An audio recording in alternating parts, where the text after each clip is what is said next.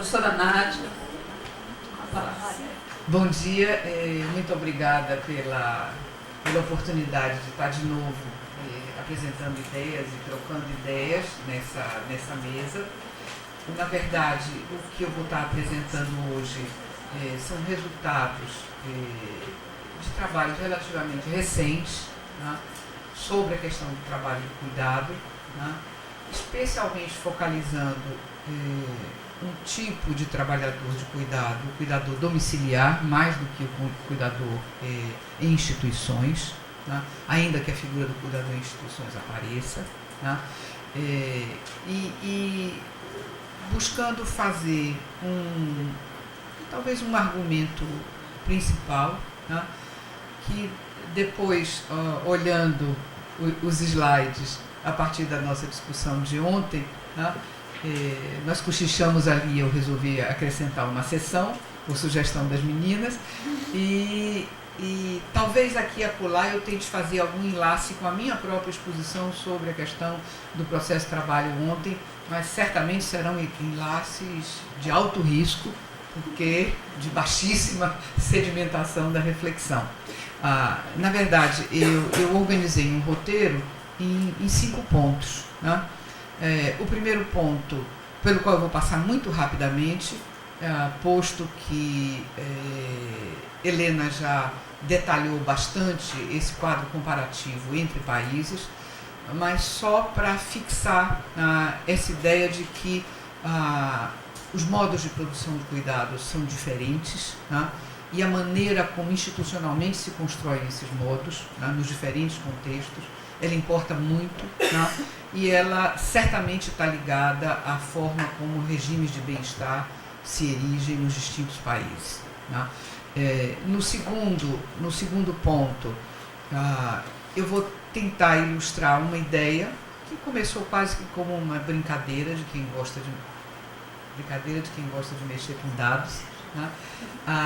Que é tentar mostrar como essa questão da profissionalização do trabalho de cuidado no Brasil, ela é uma questão curiosa, porque ela envolve um aparente paradoxo, né?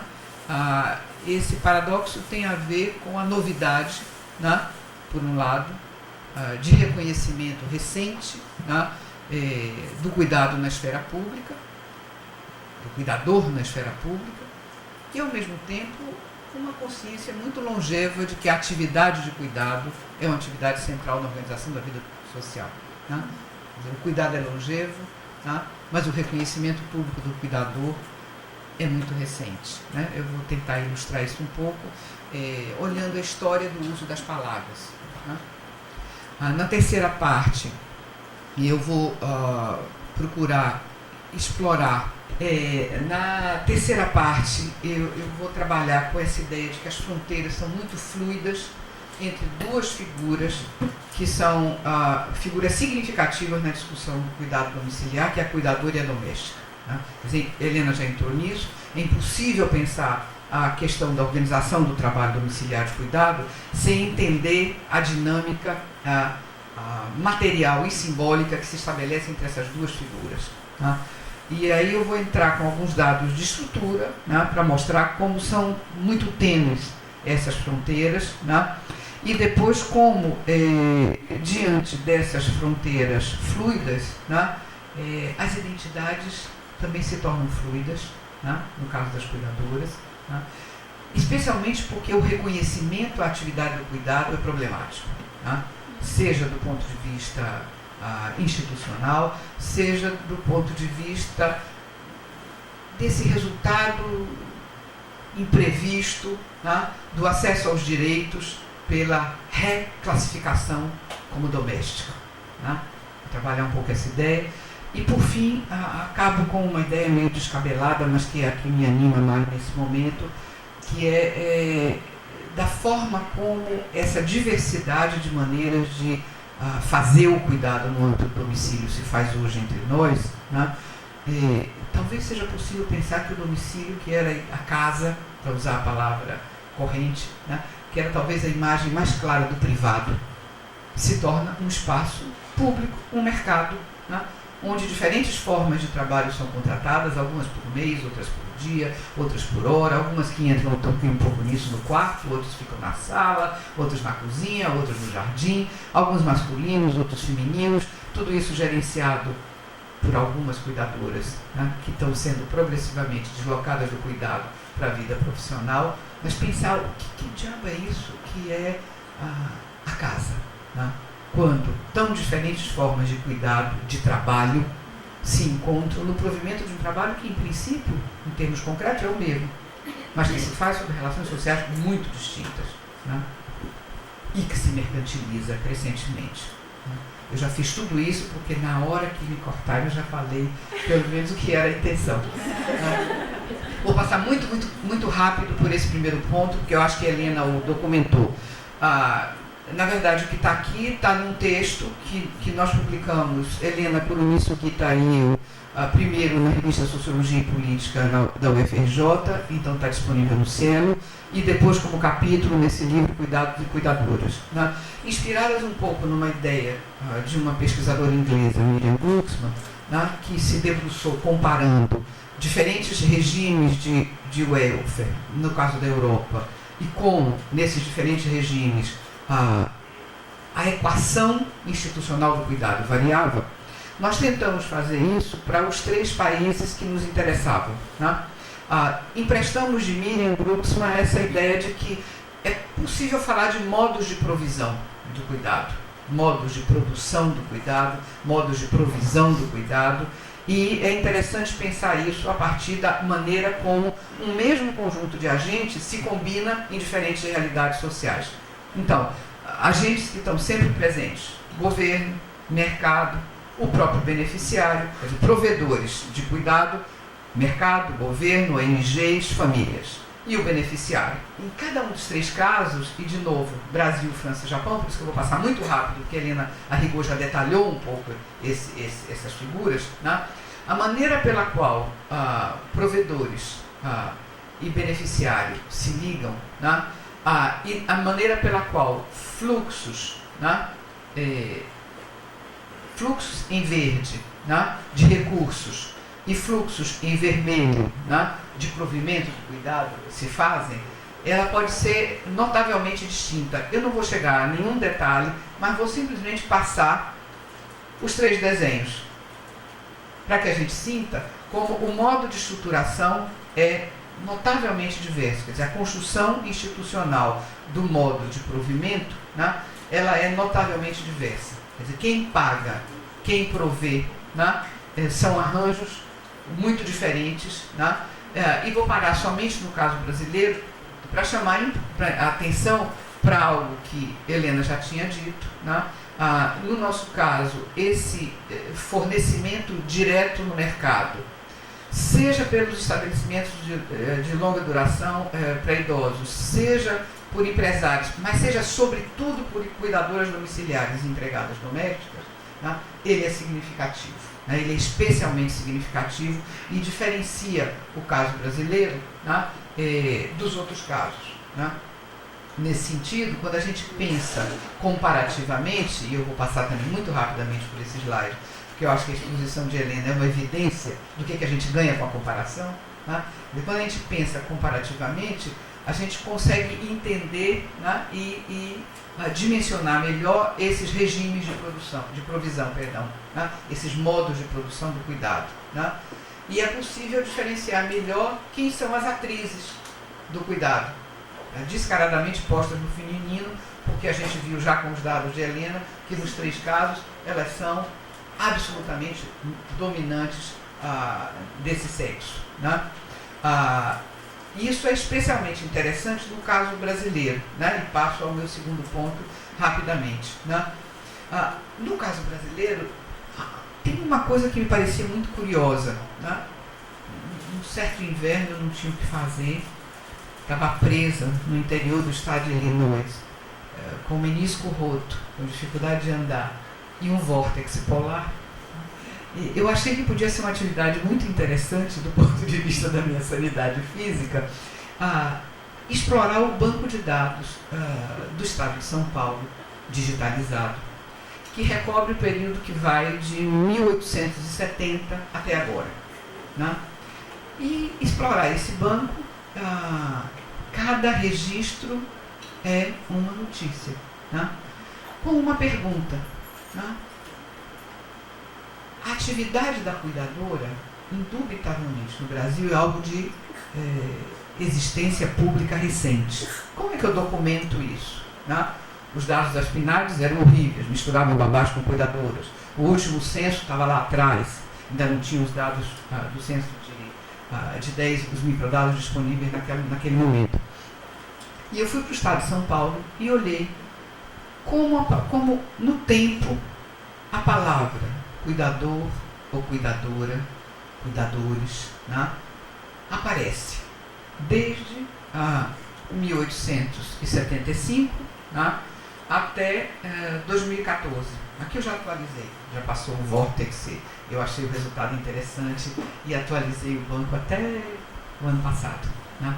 Então é notável verificar que se o curso ou a frequência do uso de uma palavra, né, ela é indicativa de uma necessidade social de nomear, né, nominar, classificar. Né? Quer dizer, se a ideia, volta a ideia do classemão bourdieusiano de ontem, né? Se classificar é um investimento social, né? E etiqueta lugares dos indivíduos na vida e sociedade, a minha pergunta é, quando é que a gente começa a falar de cuidadoras? Né? Como nativa, eu tinha esse sentimento, porque eu conhecia várias mocinhas que eram manicures e viravam cuidadoras, domésticas e viravam cuidadoras, faziam cursinhos rápidos para cuidadoras, e se sentiam em mobilidade, numa rota de reconhecimento. Né? E se chamavam ostensivamente de cuidadoras, faziam questão de serem tratadas como cuidadoras. Né? Essa era a intuição, né, que me movia. Né? E o resultado com o Banco do Estado de São Paulo é notável. Né? A gente vê que realmente essa é uma palavra virtualmente inexistente no uso público, né? Nas trocas no espaço público entre os indivíduos, e ela se torna fortemente presente nas 2 últimas décadas. Né? Não vai dar tempo aqui. Essa ideia está muito longamente desenvolvida num texto, faço propaganda, que deve sair no caderno de Pagu, primeiro do ano que entra. Né? Esse brote de frequência da palavra aqui, entre os anos 50, especialmente na década de 60, tem a ver com um trabalho de cuidado que era feito não com humanos, mas com animais, não por mulheres, mas por homens, que eram os tratadores de cavalos nas hípicas. Tá? Então, é interessante, nós tínhamos uma maneira de alocar essa forma de classificar para um outro trabalho. E ela se desloca no espaço público. Quando ela se desloca, ela muda não só o trabalho concreto, mas muda o gênero. Tá? Mas se a gente olha a palavra cuidado, não. Cuidado é uma palavra longeva. Né? É uma palavra que tem todo sentido para nós, praticamente desde sempre. Né? Deliberadamente aqui, os registros estão em números absolutos, né? Para mostrar a enorme desproporção entre a frequência... errei.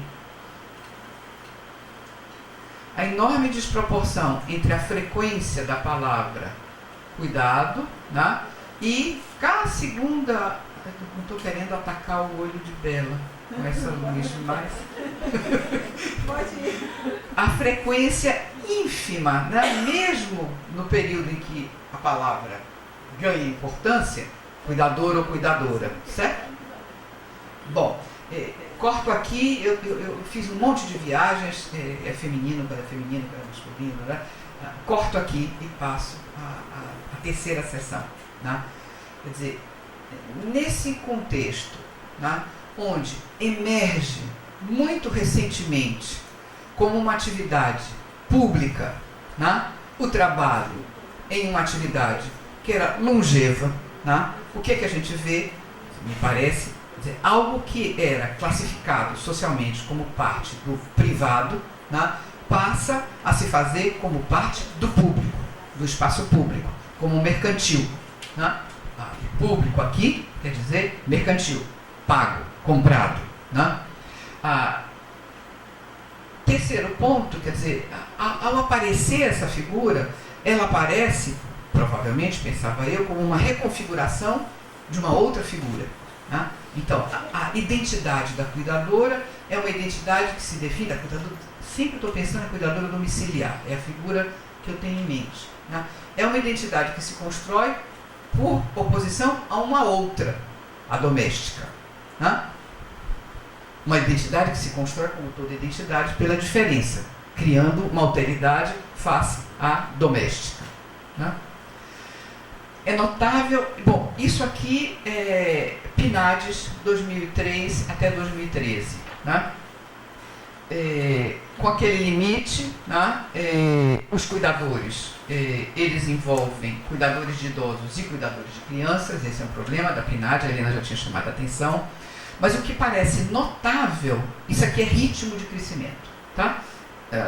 Pondo 2003 como zero, como base para a partida, né? Com que velocidade cresce, tal como medido pela PNAD, o emprego de enfermeiros gerais, o emprego doméstico, a média dos ocupados na força de trabalho brasileira e o emprego de cuidadores. Né? Quer dizer, primeiro, é notável a diferença em termos de ritmo de crescimento, e segundo, o que me chamou fortemente a atenção, enquanto o emprego doméstico cai sistematicamente, o emprego de cuidado cresce, e cresce inclusive quando o mercado de trabalho já começa a ficar ruim, em 2013. Né? Para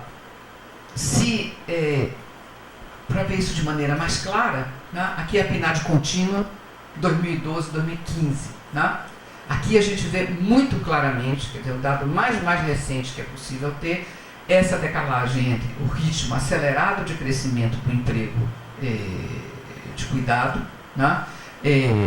Isso aqui, ao meio, são os demais ocupados, e aqui embaixo, o emprego doméstico. Né? E nítido que essa inflexão, né, se mantém mesmo com o refluxo do mercado de trabalho. Quem são essas criaturas? Né? Aqui eu me mudei da PNAD para o censo. Perde um pouco no tempo, né? Porque eu vou falar de 2010, mas ganha porque aqui cuidadores de idosos, cuidadores domiciliares estão separados de cuidadores de crianças, de babás. Né? Então, na verdade, olhando o censo, né, as alternativas de classificação para essa atividade de cuidado, elas compreendem uma hierarquia de ocupações que recobre dirigentes de serviços de cuidados infantis, dirigentes de serviços de cuidados a idosos, acompanhantes, e eu fiquei impactada, criados particulares, isso é a nomenclatura da classificação brasileira, tal como aparece nos censos, né? Cuidadores de crianças, trabalhadores de cuidados especiais em instituições, trabalhadores de cuidados pessoais, pessoais em domicílios, quer dizer, cuidadores em instituições, cuidadores domiciliares, né? Cuidadores em serviços de saúde não classificados anteriormente, e aqui o subtotal dos ocupados no trabalho de cuidado, e aqui os trabalhadores no serviço doméstico em geral. Né? Eu vou passar bem rápido por essas tabelas, porque a essa altura do campeonato eu tenho 12 minutos. Há um tripé, né? Há um tripé que é básico para definir o cuidado. Né? São as cuidadoras de criança, né? As babás, 58% do segmento, né? Os cuidadores em instituições, 24%, e os cuidadores domiciliares, 14%. Né? Ao final, eu espero que vocês entendam por que eu estou interessado nos cuidadores domiciliares, sendo eles a minoria. Alguém ia dizer, mas por que diabo você não vai estudar as babás? Né? Ou por que diabo você não vai estudar os cuidadores de instituições? Né? Na verdade, deixa eu pular. Sim, notar que esse efetivo de cuidadores em 2010, ele não representa mais que 1/4 do tamanho do contingente dos trabalhadores domésticos. Certo? Onde eles estão? Onde eles estão? Foi impactante para mim, quer dizer, 60%, quase 2/3 dos cuidadores domiciliares no Brasil, eles se distribuem entre Minas, Rio e São Paulo. esse é o grande mercado. A gente já sabia que o grande mercado por serviço de cuidado está no Sudeste, o maior mercado está em São Paulo, e não é somente porque tem uma escala, né? Mas tem um efeito de concentração desses mercados, né? Que é uma coisa que é interessante para a gente refletir. Por quê? Né? É uma ocupação tão feminina quanto o emprego doméstico. E eu vou dar, para cotejar esses perfis, quer dizer, se a identidade de cuidadora se constrói por referência a uma outra, a doméstica, né? O meu argumento é, na verdade, essa diferenciação, que é muito forte, que nós a vivemos no plano das representações, ela, curiosamente, não se assenta numa diferença material, estrutural, de perfil. Tá? Então, as cuidadoras são tão femininas quanto as domésticas. Mas, interessante notar que eu não conseguia resistir para olhar os cuidadores em instituições. Por mais que eu dissesse para mim, eles não me interessam. Né? Os cuidadores em instituições, o peso das mulheres é menor.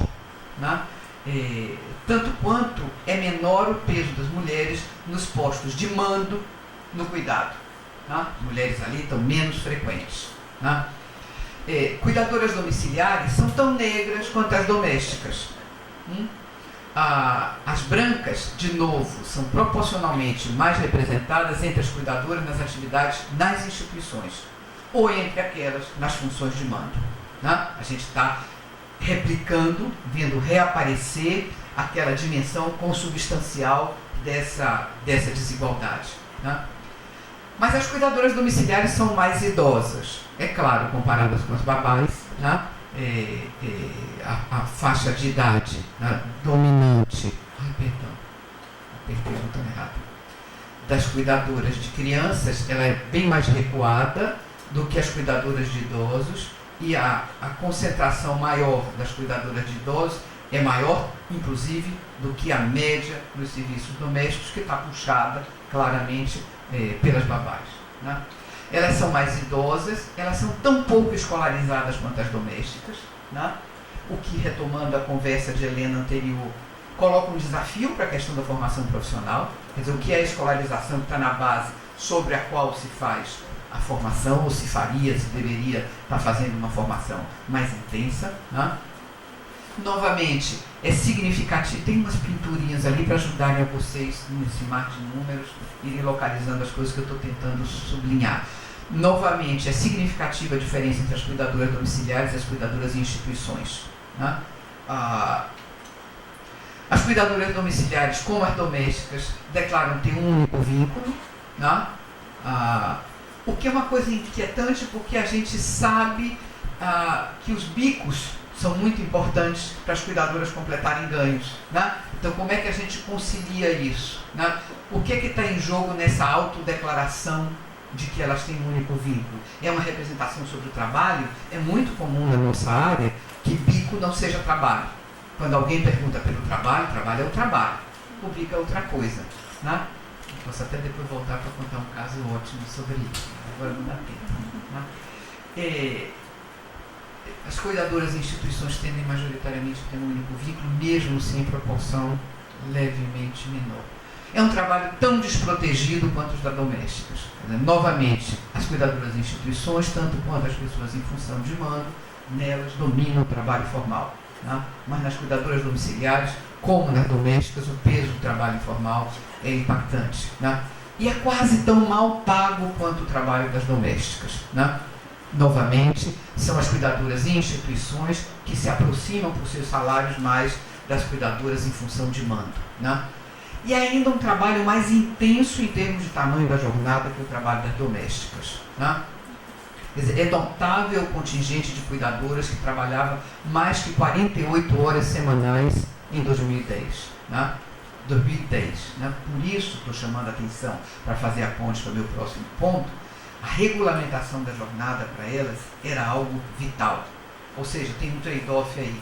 Eu desisto de me chamar cuidadora, ou por outra, eu aceito que socialmente me classifiquem como uma PEC das domésticas, que é uma maneira notavelmente discriminadora de tratar essa PEC, que foi usada, né, com esse tom sarcástico, irônico, depreciativo na imprensa por um longo tempo. Né? eu renuncio a sair desse mundo em troca de direitos, né? Porque sendo classificada aí, alguns direitos eu tenho, talvez o mais importante deles, o da jornada. Né? Ora, perfis fluidos, fluidez nas representações sobre o próprio trabalho. Aqui eu vou usar dados de uma outra pirotecnia que a gente fez. Né? Normalmente, nós sociólogos, eu acho que os epidemiologistas também, acreditamos piamente na classificação que os pesquisadores das instituições de pesquisa fazem em gabinete para a maneira como as pessoas descrevem as ocupações. Tá? Quando a gente usa os microdados do censo, a gente não se pergunta se o cara que está classificado naquela ocupação, como foi que ele descreveu na hora que ele respondeu a pergunta. Alguns anos atrás, nós descobrimos que a pesquisa de emprego e desemprego de São Paulo, a PED, região metropolitana de São Paulo, a PED passou a usar um sistema digital de coleta. Então já não eram os questionários onde o cara anotava, juntava os questionários, jogava fora, porque não tinha mais como guardar. Aí me ocorreu uma ideia. Que tal se a gente, na amostra da PED, durante um bom período, digamos um ano, a gente separasse todos os casos que seriam indubitavelmente classificados analiticamente como cuidadores. E aí, descrendo da classificação em gabinete, voltássemos ao registro que o menino fez na hora da aplicação do questionário e víssemos como que essas pessoas descreviam o seu trabalho. Né? E eu achava que a emenda saiu muito melhor do que o soneto. Né? O que a gente vê aqui, quer dizer, isso nos deu um total, né, de 3.100 casos. Né? Na PED, no Pocket da PED de 2009, né? Dos quais 2.286, ou seja, 73%, ou seja, 3/4 de trabalhadoras que seriam indubitavelmente classificadas analiticamente como cuidadoras, descreviam o que elas faziam somente como trabalho doméstico. Falavam do seu trabalho como trabalho doméstico. Né? E somente 23% delas descreviam trabalho de cuidadora. Né? Não dá tempo aqui. Né? Eu fiz algumas explorações desses dados. Quem é que se diz cuidadora? Quer dizer, quem é que não só é classificado como cuidadora, mas descreve o seu trabalho, em primeira instância, como trabalho de cuidador? As mais brancas, as mais escolarizadas, as melhor pagas. Né? Esses dados estão no outro trabalho. Né? Penúltimo ponto, porque o último é muito rápido, na verdade esse é praticamente o último, faltam 3 minutos. É assédio sobre a coordenadora, essa nomeação dos minutos. As fronteiras não só são fluidas, mas são tensas. Ou seja, tem um jogo de nomeação, né, em busca do reconhecimento. Né? Eu sou cuidadora, eu não sou doméstica. Né? Mesmo se o que eu faço é trabalho doméstica, né, descrito por mim mesmo, né? Eu não diferencio. Né? Eu não tenho uma formação certificada que me diferencie. Além de fluida, essa é uma fronteira tensa, porque esse jogo é um jogo que bate com o reconhecimento social, que é muito difícil. Né? Do Estado de São Paulo mesmo, com o qual eu estava trabalhando, eu retirei alguns registros, só para exemplificar, 2. Né? Em outubro de 2010 eu encontrei uma matéria no Estado que se chamava Pacote de Bondades. Ela se referia a um deputado, um certo senhor Otávio Leite, do PSDB do Rio de Janeiro, né, que ele propunha reconhecer e fixar um limite salarial para cuidador. Aí a matéria diz o seguinte: cuidador, categoria cujo nome poucos conhecem, mereceu a atenção do deputado Otávio Leite, responsável por cuidar, Otávio Leite, profissional responsável por cuidar de pessoa doente ou dependente, não poderá receber menos de R$ 765. Não. Olha, 2010 a gente viu lá aqueles gráficos do Estado de São Paulo. A palavra cuidador estava explodindo. Né? Ela estava explodindo. Outra matéria de 2011, quando também um editorial chamado Regulamentação das Profissões. Esse é notável. Ele diz: tramitam na Câmara e no Senado 45 projetos de regulamentação de profissões. Na lista de profissões, entre aspas, isso alude muito à nossa discussão com Lília de ontem, né, a serem regulamentadas, segundo esses projetos, estão as mais estapafúrdias são: quem encabeça a lista, cuidador de idoso, cuidador de pessoas. E quem são as outras? Lutador de artes marciais mistas, instrutor de trânsito, bugreiro, guarda de gurita, lavador de autos, etc. Tá? Quer dizer, eu tomei essas duas matérias para a gente sentir, ou avivar, porque esse sentimento nós temos, porque nós vivemos, nós somos nativos, né? Como essa questão do reconhecimento no espaço público, onde esse tipo de trabalho aparecia, tomando o mesmo veículo, ela é tensa, né? Ela era tensa. Né? Isso aí é um recorte de um site de uma associação profissional de enfermeiras. Né? E o site dizia quais são as funções privativas da enfermagem que podem apenas ser executadas por enfermeiras e o que não é privilégio da enfermagem das 4 profissões a serem regulamentadas ou não que estão em jogo. E o que é melhor para a atenção em saúde e qualidade dos serviços. Era claramente uma militância contra, quer dizer, é uma militância que vem da elite no legislativo e uma militância que vem dos profissionais afins, as enfermeiras. Né? Ora, no contexto tenso desse, isso daqui, esqueci de colocar, isso aqui é Folha de São Paulo, 2000 e pouco antes da regulamentação da PEC, no momento, prestes à saída da regulamentação. Né? Quer dizer, na verdade, o que eu estou querendo dizer? E aí, como isso aparece nos jornais? A PEC das domésticas vai europeizar o Brasil. Né? Quer dizer, na verdade, o que a gente vive o que eles vivem nesse momento é uma luta identitária, né? Notavelmente cruel, porque ao mesmo tempo em que a atividade começa a ganhar reconhecimento no espaço público e essa construção identitária associada a um tipo de trabalho se afirma, né? Ao mesmo tempo, ela é bombardeada quando ela quer se formalizar como profissão regulamentada, né? E, por outro lado, se abre um conduto para a regulamentação do trabalho em domicílio, que não é somente o trabalho das domésticas, esse é o ponto que eu vou chegar depois, a regulamentação do trabalho em domicílio, que os incluirá. Né? Mesmo sabendo, isso é uma cuidadora, também é um recorte do jornal, que tudo o que elas querem é fugir do trabalho doméstico. Né? Essa história de vida dessa moça é notável. Né? Mas isso é outro cuidador em que ele diz: não tem jeito, outra matéria de jornal, não tem jeito. Eu gostaria de que a profissão fosse regulamentada como cuidador, mas se eu me reconhecer como doméstico, né, eu tenho controle da jornada, né? Eu tenho algum controle sobre ganhos. Né? Ou seja, é uma fronteira tensa que, na verdade, é como se a aquisição de direitos se fizesse com um retrocesso nesse movimento de crescimento de uma identidade profissional. E termino com 2 ou 3 observações ultra preliminares à guisa de conclusão. Quer dizer, isso me faz voltar ao título, né, essa coisa da diversidade do trabalho de cuidado, né, quer dizer, e pensar, ora, sob novas e tão múltiplas formas de cuidado, um novo tipo de unidade doméstica precisaria ser olhado com mais cuidado em termos analíticos. Né? Quer dizer, eu arrumei 2 ideias delirantes, ideia delirante número 1, que é essa.